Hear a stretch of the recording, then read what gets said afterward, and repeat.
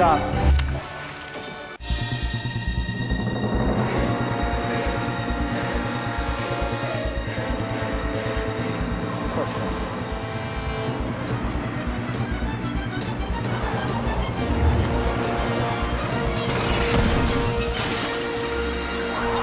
What makes a movie is the editing. There's magic to editing. Magic is a discovery of something new that wasn't intended, that works for the movie.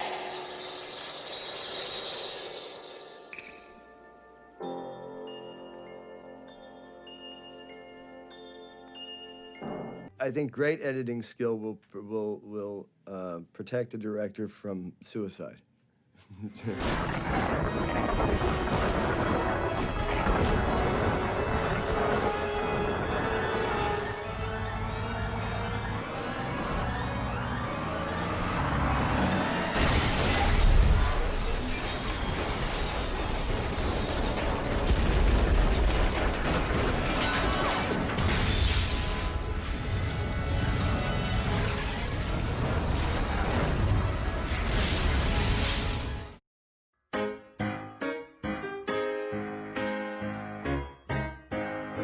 Early filmmakers captured activities which interest them. The film ran as long as there were films in the camera. The motion in the photograph scene was all that necessary to amuse the audience. It was Edwin S. Potter who discovered that joining two shots can tell a story. His work, Life of an American Fireman, was the first film with a plot featuring actions and cross-cuttings to show simultaneous narrative in different places. One scene is going on at one place, basically the firemen rushing to a fire with their horse-drawn wagons, and the other scene is the fire, miles away. You intercut the two, and you understand psychologically and emotionally that these people's lives are in danger, and these people are coming to rescue them, and you're rooting all of a sudden for that to happen, and you're hoping they save the people. I often think about what it must have been like to be there, to create the art form as it was happening, and say, why don't we try this? That doesn't make any sense. I mean, we do it in the editing room now. We cut to something and say, well, that doesn't work. Well, imagine what they must have said in 1904. The Great Train Robbery, his next film, largely depicted the possibilities of editing.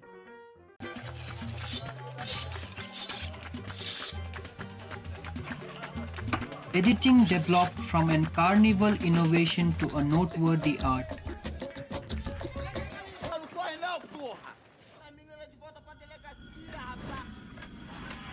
An art that brought colors to storytelling.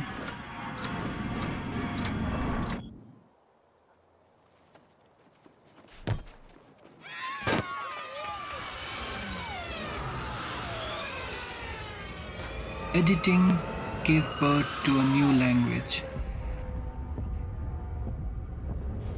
A language that needs no words to transport emotions.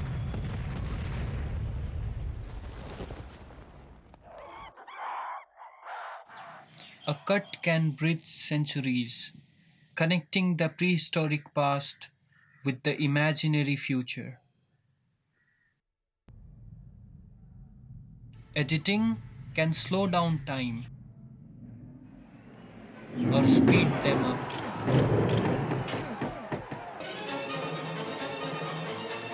A number of shots can construct suspense with mere juxtapositions of the shots.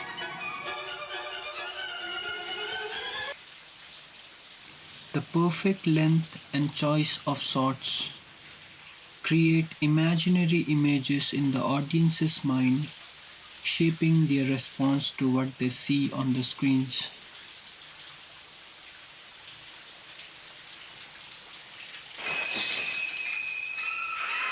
For a composer or a musician, it's a note, all right? For an editor and a filmmaker, it's the frames, all right? And you know, the one frame off or 2 frames added or 2 frames less is the difference between a sour note and a sweet note.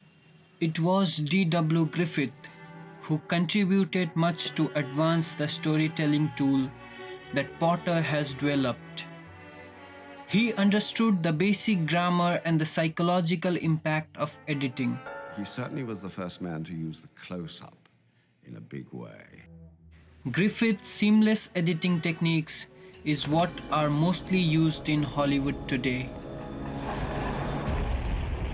The cuts are so smooth that it is barely visible. At last. We call it the invisible art, and indeed, it is. I mean, the more invisible we are, the better we're doing our job. A silver shine that stretches to the sea. We stumbled on a view. Editing is all about setting the rhythm. What a shame those two are. A good editor must have some sense of how to tell a story, and that involves a sense of rhythm. And it's a little bit like telling a good joke.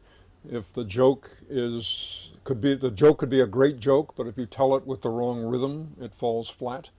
So there's an inbuilt relationship between the story itself and how to tell a story and the rhythm with which you tell it. And editing is certainly 70% about rhythm. It's going to be fun. It is recognized. This rhythmic invisible storytelling tool have widely exposed the possibilities of communication from the director to the audience.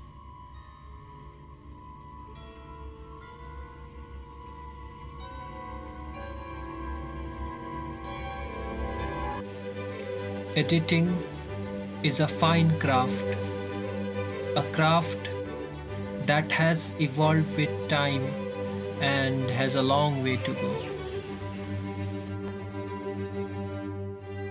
Showtime, folks.